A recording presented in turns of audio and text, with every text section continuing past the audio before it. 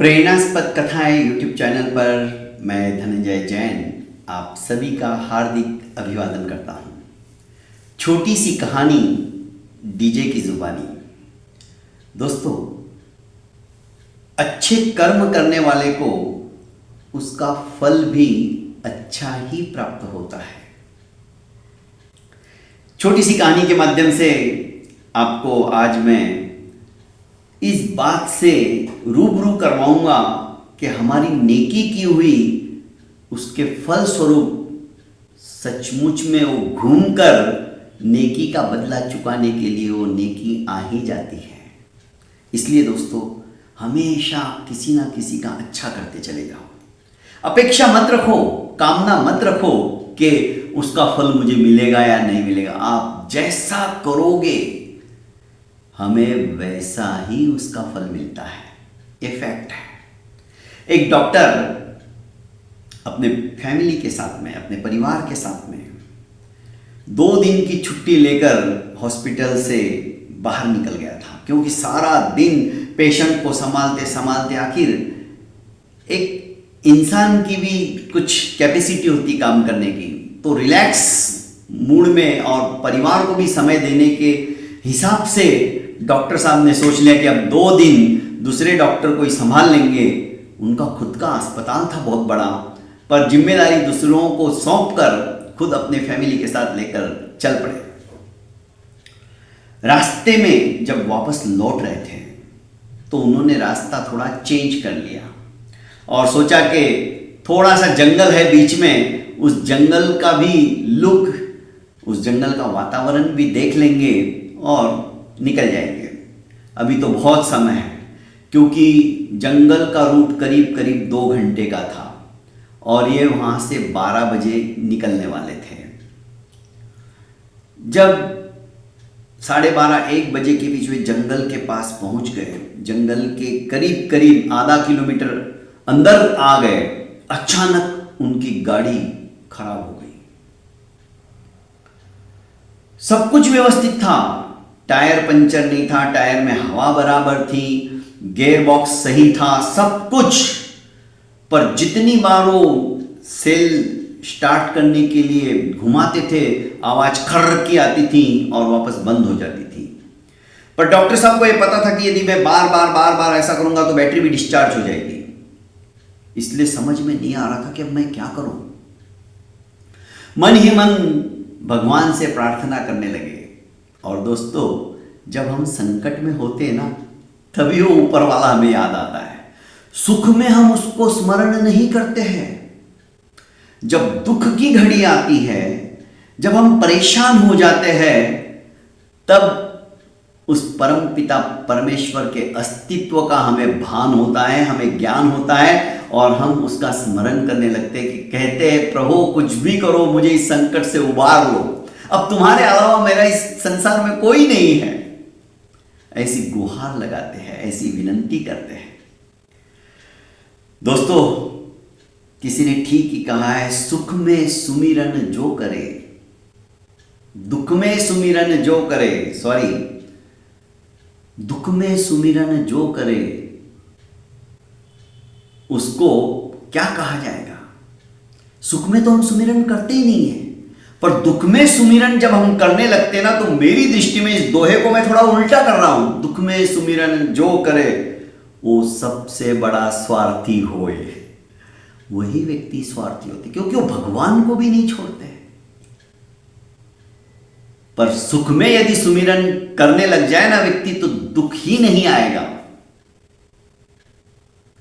इसीलिए कहा, दुख में सुमिरन सब करे, सुख में करे ना कोय। सुख में जो सुमिरन करे तो दुख काहे को होए। पर उल्टा है, दुख में सुमिरन जो करे वो सबसे बड़ा स्वार्थी होए। दोस्तों, हमें स्वार्थी नहीं बनना है। उस परम पिता परमेश्वर का जब हमारे दिन अच्छे हो तब उसका स्मरण करो। प्रातः काल उठते ही उसका नाम लो और उसके प्रति कृतज्ञता प्रकट करो कि हे प्रभु, आज का दिन तुमने इतना सुनहरा दिन मुझे देखने का सौभाग्य दिया है, मुझे मौका दिया है।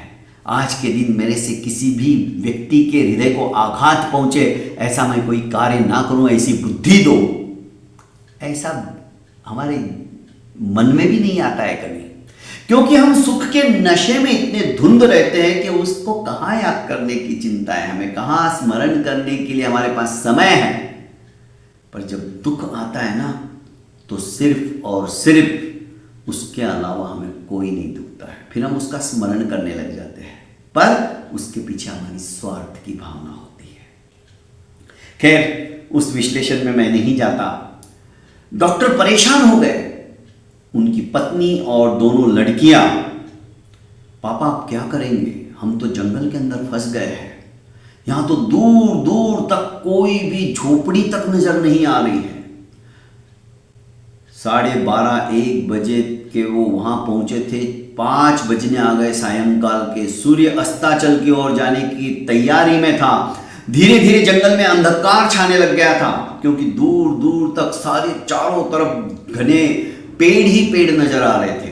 उन पेड़ों के ओट में सूरज कब छुप गया और सायंकाल के समय अंधेरा घिरने लगा। अब डॉक्टर साहब भी घबराने लगे। इस निर्जन वन के अंदर हम अपनी फैमिली के साथ कैसे क्या करेंगे, और दूर दूर तक पैदल जाने का भी अभी समय नहीं रहा है। भगवान से प्रार्थना करने के, हे प्रभु अब तुम ही मेरी रक्षा कर सकते हो। पर दोस्तों, सच्चे मन से यदि उसको पुकारा ना, चाहे हम कितने भी स्वार्थी हो, पर सच्चे दिल से हमने उस परमपिता परमेश्वर को याद किया, तो हमारे संकट अवश्यमेव दूर होते हैं। वही हुआ।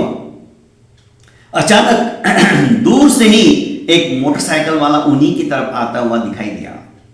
डॉक्टर साहब के और परिवार वालों के जान में जान आ गई।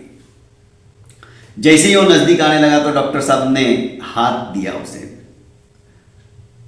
बुलेट के ऊपर था, उसने अपनी बुलेट रोकी और कहा कि क्या बात है। डॉक्टर साहब बोले, हम बहुत बड़ी मुसीबत में फंस गए, गाड़ी स्टार्ट ही नहीं हो रही है, और इस निर्जन वन के अंदर हमारा क्या होगा, रात कैसे निकलेगी यही समझ में नहीं आ रहा है। मैकेनिकल को कहाँ ढूंढने जाएंगे, पत्नी और दोनों लड़कियां हैं, इन्हें मैं अकेले कहाँ भेज पाऊंगा, इनकी सुरक्षा कौन करेगा, आप कुछ सहायता करो। उस अनजान व्यक्ति ने कहा कि आप चिंता मत करो, अब मैं आ गया हूं ना, सब ठीक हो जाएगा। और सब कुछ उसने पूछा, क्या हुआ, कैसे हुआ, तो उन्होंने कहा बस स्टार्ट ही नहीं हो रही, अचानक बंद हो गई, और जितनी बार मैंने स्टार्ट करने की कोशिश की, थोड़ा सा आवाज करती है और बंद हो जाती है। सेल पूरा शुरू ही नहीं होता है, लगता है बैटरी उतर गई या क्या हुआ, मुझे नहीं पता। और मैं इन बातों से अनभिज्ञ हूं, मैं जानता भी नहीं। उन्होंने कहा कोई बात नहीं, आप गाड़ी का बोनट खोलिए। डॉक्टर साहब ने अंदर से खींचा, बोनट खुल गया। बोनट देखा, उस व्यक्ति ने सिर्फ 2 मिनट तक उसने निरीक्षण किया और कहा कि डॉक्टर साहब सेल मारिए। जैसे ही सेल मारा, गाड़ी स्टार्ट हो गई। डॉक्टर के और परिवार की खुशी का पारावार ही नहीं रहा। अरे ये कैसे का चमत्कार हुआ।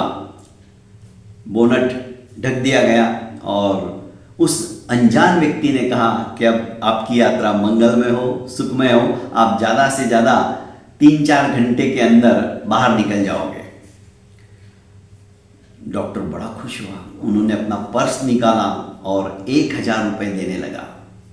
उस व्यक्ति ने हाथ जोड़कर कहा कि नहीं, मुसीबत में फंसे हुए किसी व्यक्ति की सहायता करना, उसका मैं मानधन नहीं लेता हूं, ये तो मेरा फर्ज था, ये हमारी मानवता, ये हमारी संस्कृति है, प्लीज मुझे पैसे देकर आप शर्मिंदा मत कीजिए।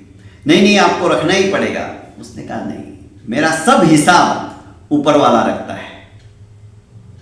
इतना कहकर आप भी मुसीबत में कोई हो, तकलीफ में कोई हो, तो उसकी सहायता करना, बस यही मेरा मानधन है। इतना कह के अपनी बाइक को स्टार्ट किया और निकल गया।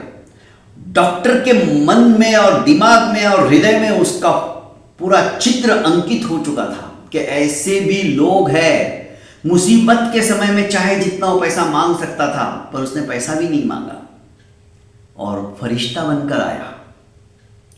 इस घटना को दोस्तों करीब करीब 5-6 साल हो गए घटित हुए। आखिर कहावत है ना, शरीरम व्याधि मंदिरम, किसको क्या बीमारी होगी पता नहीं चलता है। और ये व्यक्ति, ये जो जिसने गाड़ी सुधारी थी, ये अनजान व्यक्ति डॉक्टर साहब के ही अस्पताल के अंदर एडमिट हुआ। इस व्यक्ति को मालूम नहीं था कि जिनकी मैंने हेल्प की थी वो डॉक्टर है और उनका इतना बड़ा अस्पताल है, पर असाध्य बीमारी को दूर करने के लिए किसी ने सलाह दी कि वो ही सबसे अच्छे डॉक्टर है, वहां चले जाइए। इसने तो नाम भी नहीं पूछा था। खैर, आईसीयू में रखा गया, बेहोश था, पर डॉक्टर ने जैसे ही उसे देखा, 5 साल पुरानी वो घटना स्मृति पटल के ऊपर चलचित्र के भांति से अवतरित हो उठी। अरे, ये तो वही है जिसने संकट के समय हमारी हेल्प की थी। तुरंत बाहर आए रिसेप्शन पर और बोलने लगे कि जो व्यक्ति आईसीयू में है, जब उसे डिस्चार्ज मिले तो उसको बिल जो भी बने वो मेरे कैबिन में भेज दिया जाए, उससे 1 रुपया भी नहीं लेना है। अकाउंट डिपार्टमेंट में भी जाके बात बोल दी और रिसेप्शन पे भी बोल दी। सबने कहा ठीक है। करीब 15 दिन तक यह अनजान व्यक्ति आईसीयू में रहा। 16वें दिन एकदम तबीयत अच्छी हुई तो उन्हें बाहर शिफ्ट कर दिया गया और 5 दिन रुकाया गया। 20 दिन का बिल करीब करीब 3.5 लाख रुपया हो चुका था, पर डॉक्टर साहब की हिदायत थी कि इससे 1 रुपया नहीं ली जाए।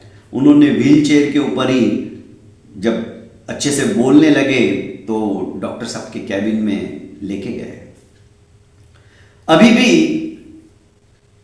डॉक्टर साहब को उस अनजान व्यक्ति ने पहचाना नहीं था, पर डॉक्टर साहब तो जानते थे, क्योंकि वो उनके हृदय में उसकी तस्वीर जो छप गई थी देखने के बाद। ऐसे व्यक्ति को जो नहीं भूलता है ना, वे ही सच्चे इंसान होते हैं, जिन्होंने उपकार किया था।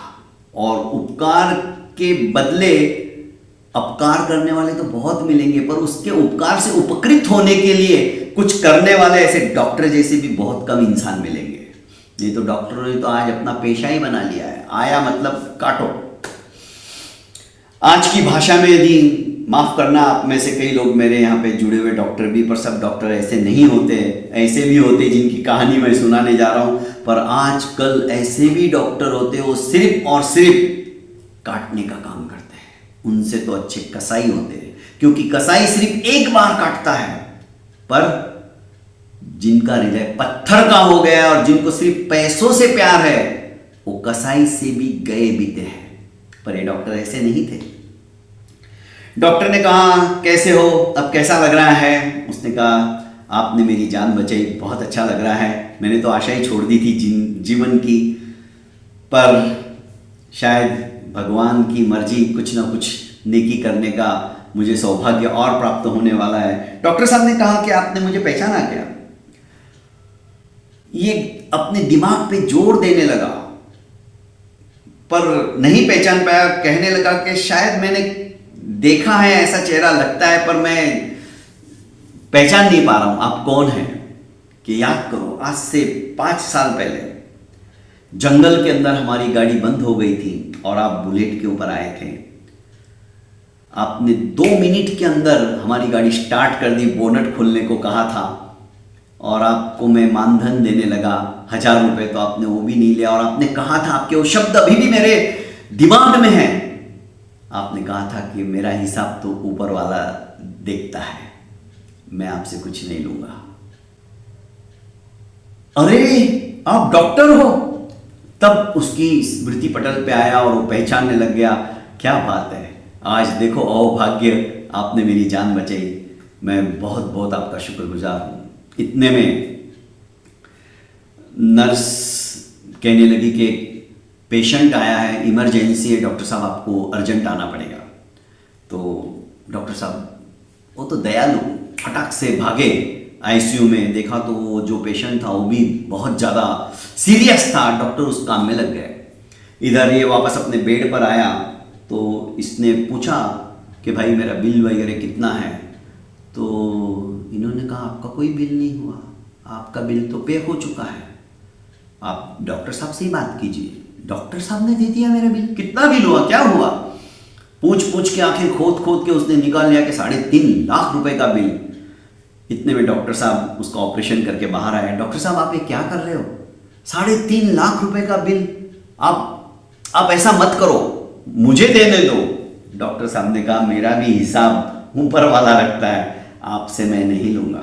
पर डॉक्टर साहब उसका बदला इतना बड़ा, नहीं नहीं ऐसा मत कीजिए। पर डॉक्टर साहब ने कहा नहीं, आपने मुझे बहुत बड़ी उस दिन शिक्षा दी है और तब से मैंने कसम खा ली, मेरे दवाखाने के अंदर, मेरे हॉस्पिटल के अंदर कोई गरीब आया जो असमर्थ है पैसा देने में, उसका भी इलाज मैं करूंगा अपनी तरफ से, क्योंकि मेरा हिसाब ऊपर वाला रखता है।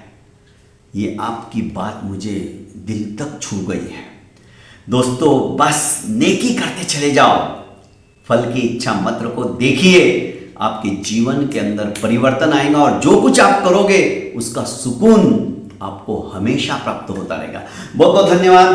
प्रेरणास्पद कथाएं यूट्यूब चैनल को आपने लाइक, शेयर एवं सब्सक्राइब नहीं किया है तो कर लीजिए दोस्तों, और ज़्यादा से ज़्यादा अपनों को शेयर कीजिए। प्रणाम।